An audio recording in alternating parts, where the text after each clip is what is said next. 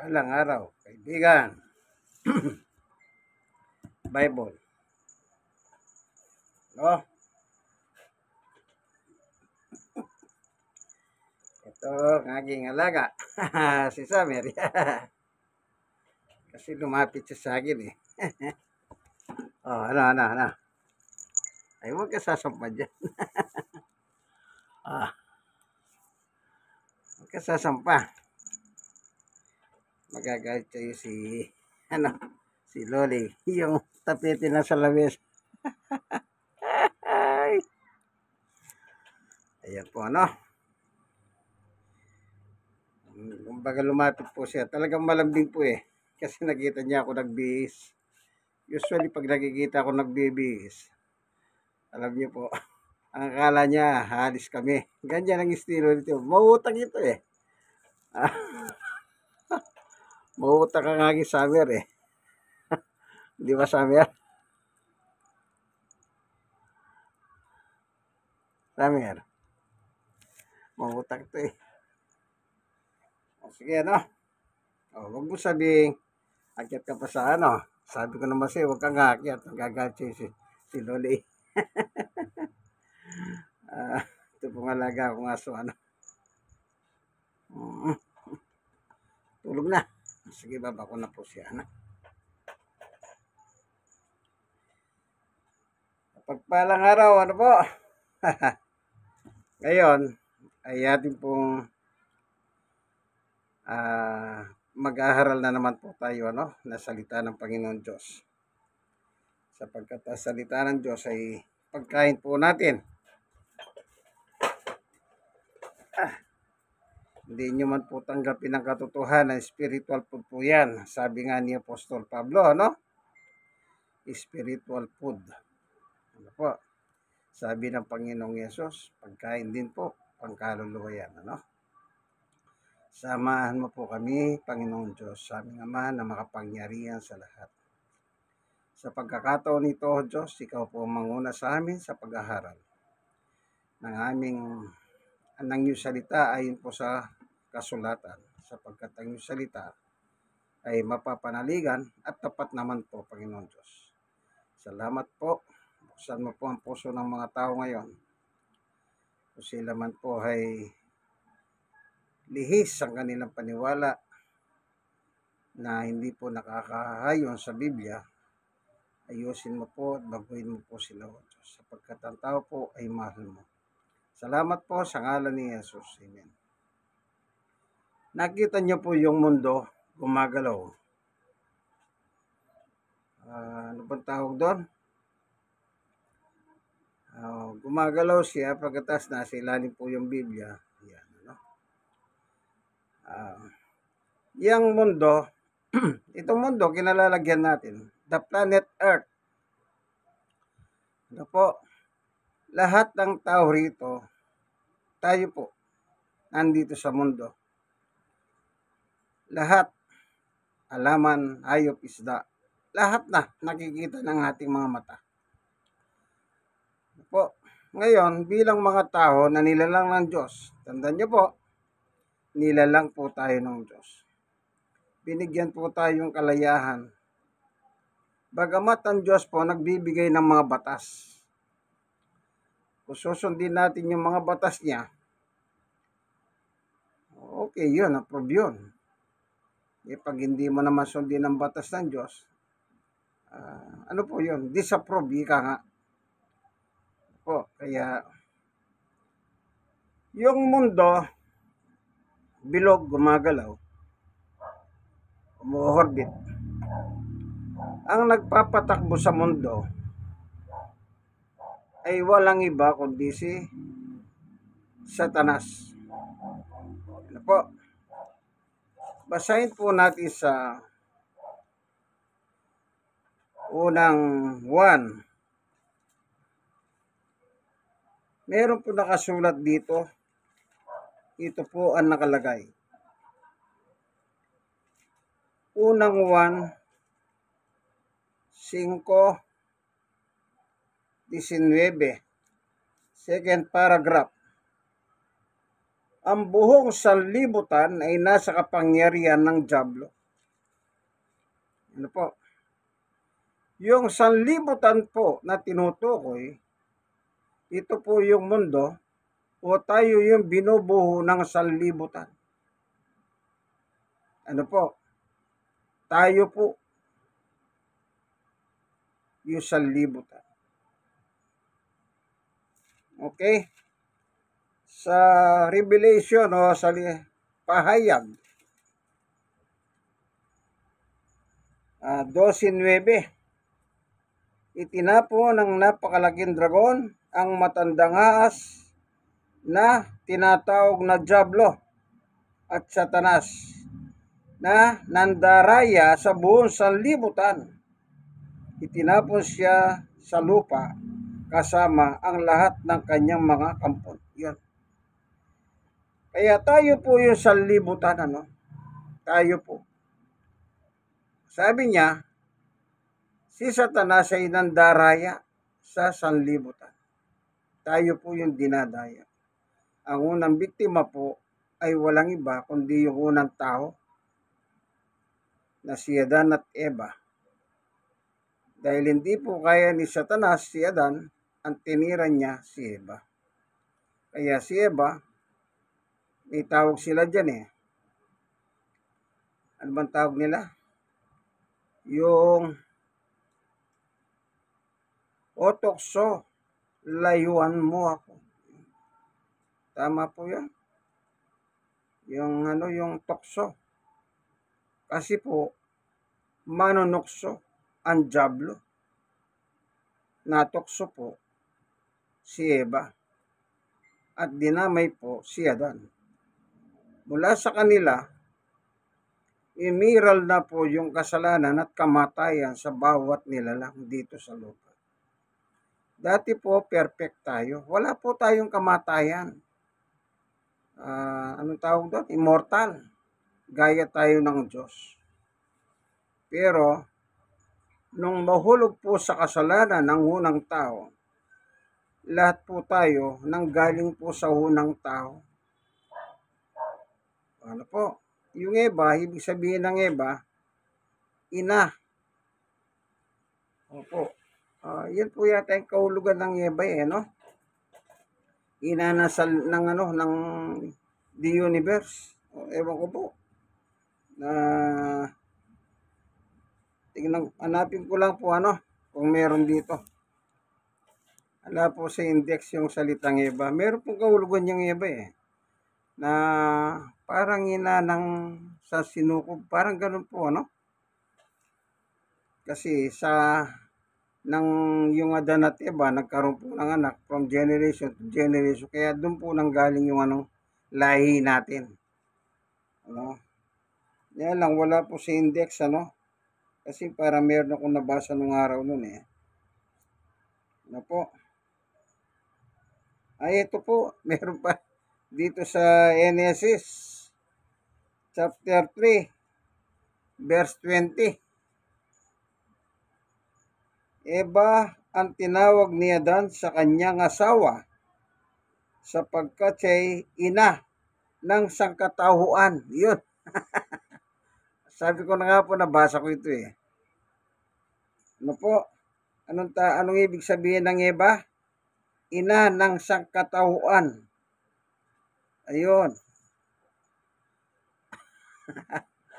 Kumisan po, alam niyo po, yan. Natutunan niyo po yan Sangkatauhan, Eva. So, tayo po, yung sangkatauhan o sanlibutan, ika nga. Sa 1:16, ganito po nakalagay. Sapagkat gayon na lamang ang pag-ibig ng Diyos sa sangkatauhan. Tayo po yun, Kaya't ibinigay niya kanyang kaisa-isang anak upang sino man sumampalataya sa kanya ay hindi mapahamak, kundi magkaroon ng buhay na walang hanggan. 17. Isinugo ng Diyos ang kanyang anak hindi upang atulan ng parusa ang sanlibutan. O, sanlibutan na po yung nakalagay dito, no? Kundi upang iligtas ito sa pamamagitan niya. So, ibig sabihin po na sanlibutan, tayo po yung tao. Wala pong pinagkaiba doon sa katawan, sa 3:16, sa 17, sanlibutan na nakalagay. Ano po? Tayo po yun. Purihin ng Panginoon. God is good. Ano po? Yan. Tayo po yung nahulog sa kasalanan dahil sa kagagawan ng unang ating mga ninuno na si Adan at Eva. Doon po tayo nanggaling. Ano po? Tandaan nyo po yan. Nagkaroon sila ng anak from generation, nagkaanak ng mga anak, yung anak nila. Hanggang tayo po ngayon po. Sa ating panahon. Tayo po, ano? Kaya lahat tayo po nagkasala. Ano po? Kasi dahil po sa kasalanan, pumasok. Tandaan nyo po, pumasok ang kasalanan dito sa mundo. Meron na pong kasalanan pero hindi po siya pumapasok. O ibig sabihin, hindi siya umiiral. Hindi siya umiiral. Ano po? Not existed. Ay, English po yan, ha? Dito po sa Roma, meron po nakalagay. Ito, Roma 5:12. Ang kasalanan ay pumasok sa sanlibutan. O pumasok. Kanina sinasabi ko andyan lang yung kasalanan. Pero hindi pa siya pumapasok. Ano po? Roma 5:12. Ang kasalanan ay pumasok sa sanlibutan sa pamamagitan ng isang tao. Yun po, yung si Adan. Sa pamamagitan ni Adan. Isang tao. At ang kamatayan ay pumasok sa pamamagitan ng kasalanan. Kita nyo po, immortal tayo Wala po tayong kamatayan. Sa totoo lang, immortal tayo, kagaya tayo ng Diyos. Pero nung pumasok po yung kasalanan, pumasok yung kamatayan. Tsaka lang po tayo nagkaroon ng kamatayan nang pumasok po ang kasalanan. Kasi ang bayad ng kasalanan ay kamatayan. Okay, naintindihan nyo po ba, no? Dahan-dahan kung babasahin, ano? So, ginagamit ko po ang Biblia ng mga pastor po, amen. Ang kasalanan ay pumasok sa sanlibutan sa pamamagitan ng isang tao, si Adan. At ang kamatayan ay pumasok sa pamamagitan ng kasalanan. Yan. Pumasok yung kasalanan. Then kasama niya pumasok yung kamatayan. Kasi magkasama po yun. Yung kamatayan, ang bunga ng kasalanan ay kamatayan. Ayan, ano po? Pareho sila pumasok. Kaya nga sabi ni Pablo, dito sa 6:23, sapagkat kamatayan ang kabayaran ng kasalanan. Anong bayad po sa kasalanan? Kamatayan. So magkasama po yun. Kasalanan equals kamatayan. Kapag tayo po ay pag nagkasala ka, parang dito sa lupa, pag nagkasala ka sa batas at tulong ka ng judge ng kamatayan, yon. Dahil sa kasalanan ginawa mo, kaya kanya atulan ng kamatayan. Kung wala kang kasalanan, walang kamatayan. Para makita nyo po yung ilustrasyon, ano? Kung walang kasalanan, walang kamatayan. Kaya po pumasok yung kamatayan dahil po may kasalanan. Kaya si Adan at Eva ay nakaranas po sila ng kamatayan. Ibig sabihin, namatay po sila. Dahil sa pumasok po maliwanag po ba, kaibigan? Okay. Doon sa entrada po, nakita niyo yung mundo, humihikot, ano? Yan. Talagang umiikot po talaga itong mundong ito. Tignan nyo sa science, sa solar system. Umiikot lahat ng planeta. Yung araw, gitna. Yung lahat ng mga planeta, umiikot po sila. May mga distansya po sila kaya hindi po sila nagkakahumpugan. Gawa ng Diyos yun sa outer space, ano? Kaya itong mundo natin, hindi natin nararanasan yan, hindi natin nararamdaman, pero umiikot itong mundo natin. Bakit? Merong gabi, merong araw Kasi yung araw nakapirmi lang sa gitna.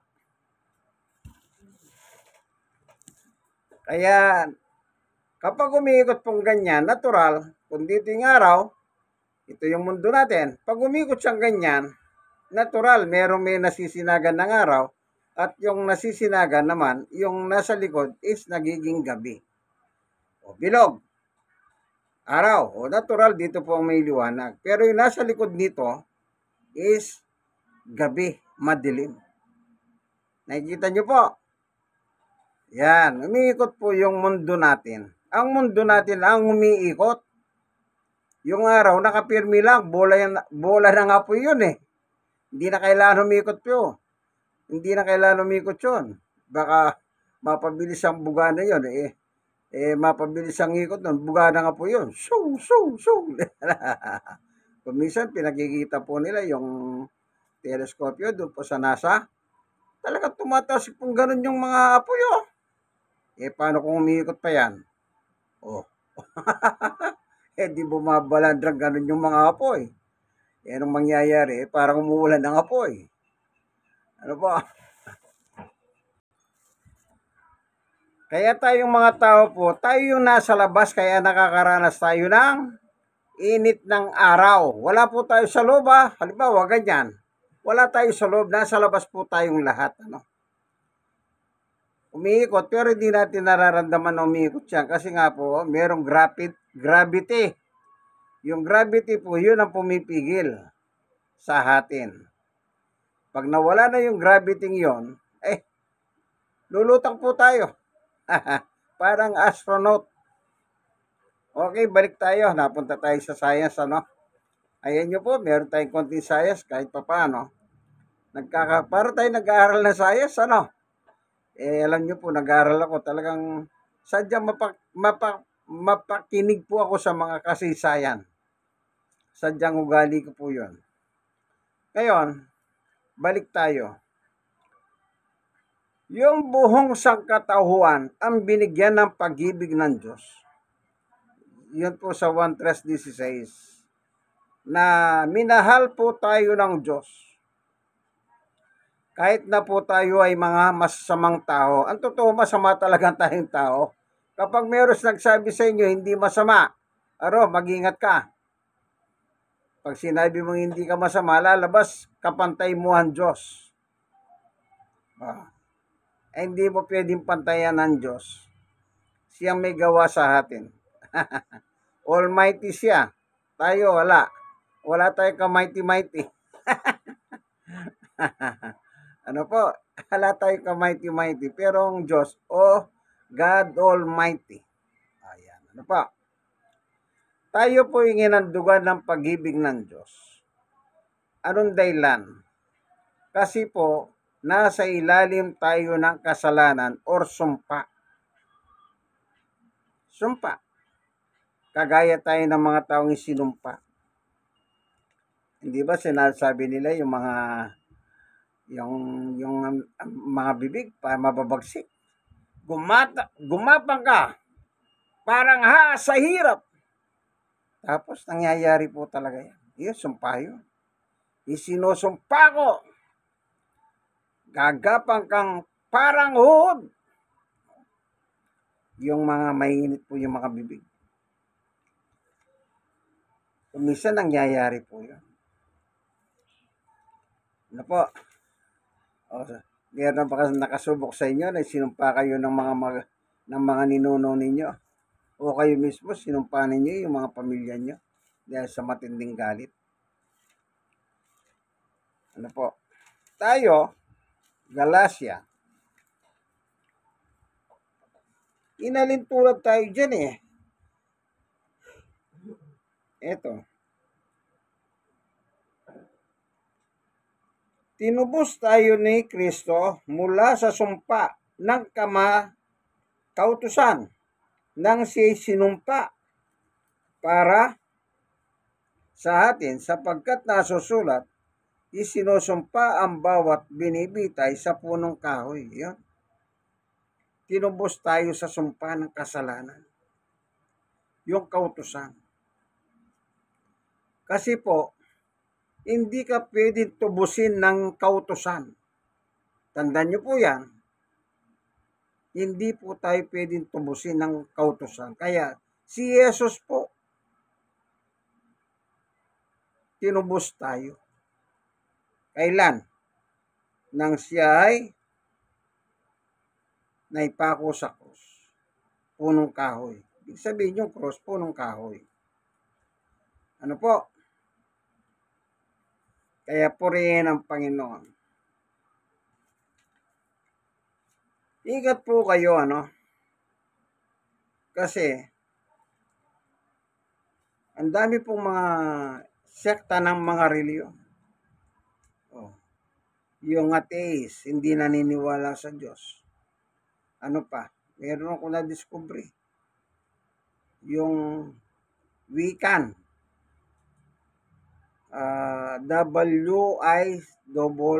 WICCAN. Wiccan religion. Hindi rin po sila naniniwala sa Diyos. Akala ko po nung araw, atheist lang. Kasi kanina, meron po ako napanood sa YouTube. Yung isang artista po, hindi ko napapangalanan.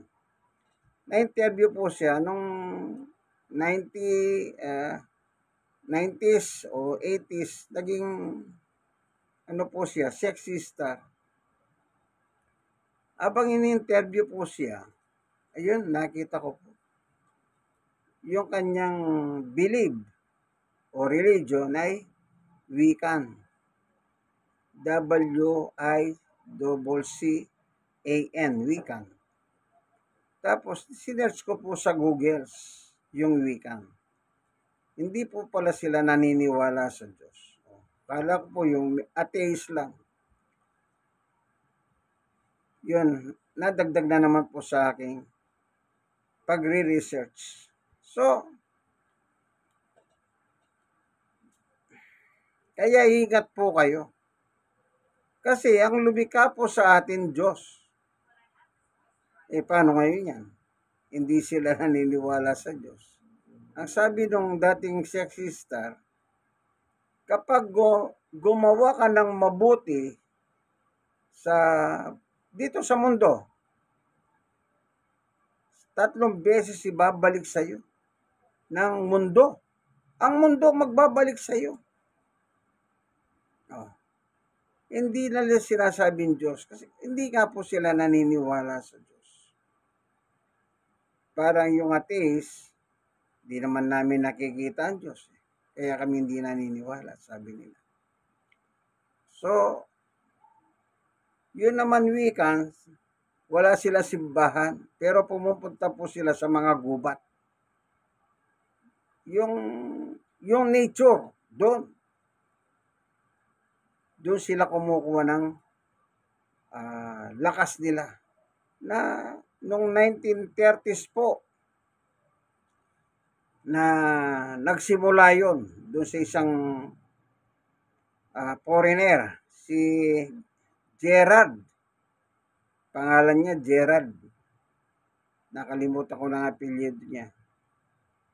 So hanggang sa dumadami po sila.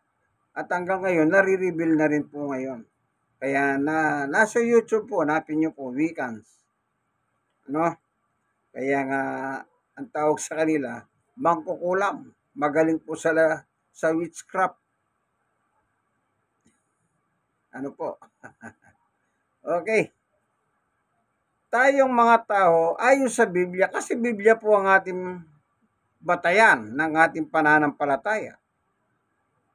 So, yung Wiccans, sulat lang na ni Ginoong Gerald. Nung 1930s, papunta pong 40. Kaya ingat po tayo. Dahil tayo po ay tinubos. Sinong tumubos? Si Jesus. Yung kautusan, hindi po tayo matutubos nun. Ganito po nakalagay. Sa Gawa 13:38, dapat ninyong malaman, mga kapatid, na sa pamamagitan ni Jesus ay ipinangaral sa inyo ang kapatawaran ng mga kasalanan. 39. At ang lahat ng sumasampalataya sa Kanya ay pinalaya sa lahat ng pagkakasala na mula sa mga ito'y hindi kayo kayang palayain ng kautusan ni Moises. Yun. Yung sa Galatia 3:13, pinalaya tayo sa sumpa ng kautusan. Kasi po, hindi po pala tayo mapapalaya ng kautusan.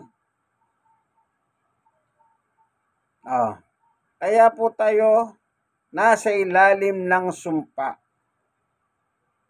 Ngayon, pinadala po si Jesus dito upang tubusin po tayo. Siya po yung napako sa krus. Yun po yung pantubos. Ano po? Sa ating mga kasalanan. Siya po ang umako ng ating mga kasalanan. Na siya ay wala pong kasalanan, pero inako niya po yung kasalanan natin. Yun po yung tinubos tayo sa sumpa ng kautusan. Okay? Yun po yung nakasulat sa 3:13 ng Galatia. So, maliwanag, yung kautusan pala, ibinigay ng Diyos kay Moises, hindi pala tayo mapapalaya. Ulitin nga natin, tinubos tayo, Galatia 3:13, tinubos tayo ni Kristo mula sa sumpa ng kautusan nang siya'y sumpa para sa atin. Sapagkat nasusulat, isinumpa ang bawat binibitay sa punong kahoy. Ayan, parang nangyari, siya po ang isinumpa. Kaya siya po yung nabitay sa punong kahoy. Amen po ba, kaibigan? Yan. Kasi yung kautusan na binigay ng Diyos kay Moises, hindi po tayo kayang palayain. Galatia 5:1. Malaya na tayo dahil pinalaya tayo ni Kristo. Kaya magpakatatag kayo at huwag nang pahalipin pang muli. Ayun. Sino nagpalaya sa atin? Ayon kay San Pablo, pinalaya tayo ni Kristo. Kaya ang kanyang pakiusap, huwag na kayong muling pahalipin. Saan? Sa kasalanan ng kautusan. Kasi po, hindi nga po tayo pwedeng matubos, no?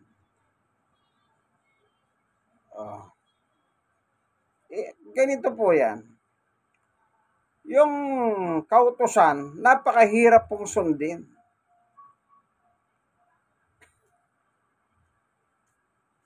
Kasi meron nakalagay dito sa 2:10. Tignan nga natin, Santiago. Basahin nga natin, ano po.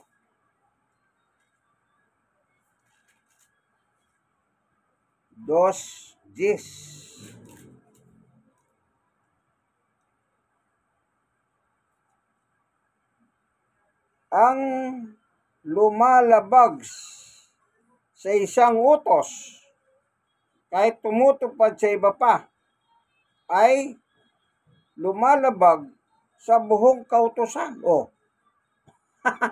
Kaya pala sabi ni Pablo, sumpa, nasa ilalim tayo na sumpa ng kautusan. Isipin mo, sino po makakatupad dun sa 10 utos, kung 10 utos man yan. Kung isa lang ang labagin mo ron, ang sabi ni Santiago, lahat yun nilabag mo na. Oh. Ito maliwanag po. Oh. Kaya, sumpa ng kautusan. Okay? Praise the Lord. Kaya ngayon, nakabatay na po tayo sa pananampalataya, hindi po ng kautusan. Tandaan nyo po yan. Nasa ilalim na po tayo ng biyaya, grasya, awa, abag ng Panginoong Diyos. Ewan ko, may mga tao po hanggang ngayon, nasa ilalim ng kautusan sila. Yung kautusan, gusto nila yun. Ano po yung mga ibang kautusan? Huwag kang kakain ng ganyan, huwag kang kakain ng ganito. Yun. Kasi pag kumain ka ng ganyan, kumain ka ng ganito, ay hindi ka papasok sa langit. Wala na po nakasulat na ganyan sa Bagong Tipan. Dinala na po lahat ni Jesus sa ibabaw ng krus yan. Ewan ko. Meron pang ganyan mga reliyon ngayon. Hanggang ngayon, nagkikipagpukan pa sila ng debate. Dahil lang sa pagkain. Hindi na po. Sabi nga sa gawa doon sa binasa natin kaninang 13. Ulitin nga natin. Baka sakaling meron sa inyo mga nasa pagkain ng kung ano-ano, bawal dito, bawal doon. Bawal daw kumain. Hallelujah. Sabi nga nila, misa ka lang mabuhay, misa ka lang kumain ng baboy, pagbabawalan ka pa. Sabi ng mga tao. Totoo nga naman. Misa ka lang tumikim ng baboy. Ewan ko. Bakit yung doktor, sabi niya, pag alta presyon ka, huwag kang kakain ng baboy, pero pwede kang tumikim, sabi ng doktor. Anong gagawin mo? Hindi titikim ka. O, tumikim ka, sabi naman nung bawal kumain ng baboy, ay hindi ka papasok sa langit. Kaya ako palagay ko, ma-doktor sila noon.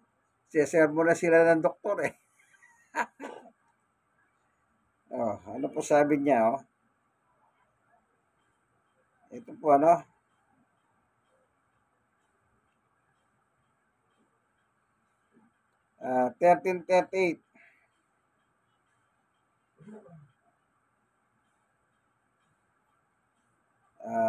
Dapat ninyong malaman, mga kapatid, na sa pamamagitan ni Jesus ay ipinangangaral sa inyo ang kapatawaran ng kasalanan. 39.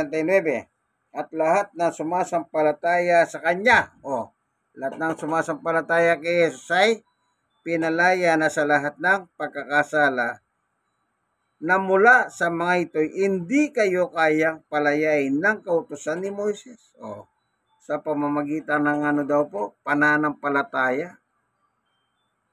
Kanino? Kay Jesus. Praise the Lord. Ayan po.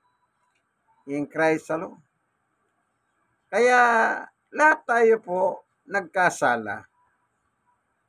Tayong mga tao kasi nga po ang ating ina ay si Eva. Ewan ko naman, sabi ng iba, ang ina daw natin si Maria. Ina natin si Maria. Kaya tawag nila, ano ba tawag nila kay Maria? Ina ng lagi saklolo. Wala naman po nakalagay sa Biblia ganun. Ang nakalagay po sa Biblia, Diyos na lagi saklolo. Sa 121 ng awit, verse 1 and 2. Awit 124, verse 8. Ang Diyos po lagi saklolo na gumawa ng langit at lupa. Hindi po si Maria. Ina ng lagi saklolo, sabi nila. Wala naman pong ganun eh. Ngayon nalaman ninyo kung anong ibig sabihin. Ina ng sangkatauhan. Tayo yung sangkatauhan. Sino ng ating ina ngayon? Si Eva. Sabihin nyo doon sa mga nagsasabing ang ina nila ay si Maria. Sabihin nyo, mali yun. Wala naman nakalagay doon sa Biblia. Ang nakalagay, Eva, ina ng sangkatauhan. O kita nyo lang. Isa, kwento nyo sa kanila yan. Meron sa Biblia, kanyo po. Pero ina ng lagi sa klolo, wala. O, magulat pa sila eh. Sasabihin mo, meron. Ano po? Kaya ingat po kayo, ano? Ito, para huwag kayo malito. Pag kinwento nyo, sabihin nyo, ipabasa nyo po yung Genesis chapter 3 verse 20. Eva ang itinawag ni Adan sa kanyang asawa sapagkat siya ang ina ng sangkatauhan. Yan. O, sabi ni Adan, ina natin si Eva. At least yun, meron nakalagay. Sabi ni Adan. Ano po? Yan, tandaan nyo po kaibigan, ano? Yung mundo, humiikot. Tayo po yung nandoon. Tayo po yung inandugan ng pag-ibig ng Diyos. Kasi po, nasa ilalim tayo na sumpa ng kautusan. Na siya po ang umako na parang si Jesus po ang isinumpa. Hindi po ba napakagandang ginawa ng Diyos? Kasi mahal niya tayo. Ano? Gayon na lang ang pag-ibig ng Diyos sa sangkatauhan. Mahal po tayo. Praise the Lord. Kaya pinadala po ang kanyang anak, ang Kristo, na ipinanganak po ng isang babae, ang tawag naman ay Jesus. Anak ng Diyos sa laman, Jesus ang pangalan. Anak ng Diyos sa langit, Kristo ang pangalan. Meron na naman po kayo natutunan, ano? Madalas kong nagagamit yung Kristo, anak ng Diyos na buhay. Sa inyong pagsusunod sa aking mga video, na naririnig nyo po yun. Nandun po sa Mateo. Ano? Kaya tandaan nyo po yan, ha? Alam nyo po, magtsaga lang po kayo. Marami po kayo mapupulot. Ano? Ako po, vocal ako eh. Binabasa ko kasi lahat. Hindi ako naglilihim. Lalong hindi ko po binabawasan. Lalong hindi ko sinasabing, ay mali itong Bibliang ito. Wala. Wala po ako sinasabing ang mga Bibliang ginagamit ko mali.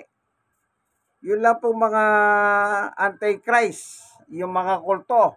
Sila lang po yung nagsasabing, maling Biblia yan, maling salin yan. Kung ano-anong kinukulapon nila sa mga Biblia. Pero ginagamit naman nila yung mga ganong Biblia. Kanya lang, yun nga po, namumulot sila ng talata. Basta gusto nila yung talata, babasahin nila. Lalo na kung pumapabor sa kanila, pumapalakpak pa mga yan eh. Opo, siya nga po. Hallelujah. Pero pag meron ka naman nabasa doon sa Biblia ginagamit nila na kontra sa kanila, ano sasabihin nila? Ay maling salin yan. Hindi ba merong something sa kanila? O kayo na lang po mag-judge. Ginagamit nilang Biblia. Kasi po, selective sila ng verse, chapter and verse. Basta pabor sa kanila, bubuksan po nila yan. Pero pag ginamit mo, yung ginamit nilang Biblia, ang sasagot nila ay maling salin yan. Hindi ba meron something yan? Something. Tiriring! Tiriring!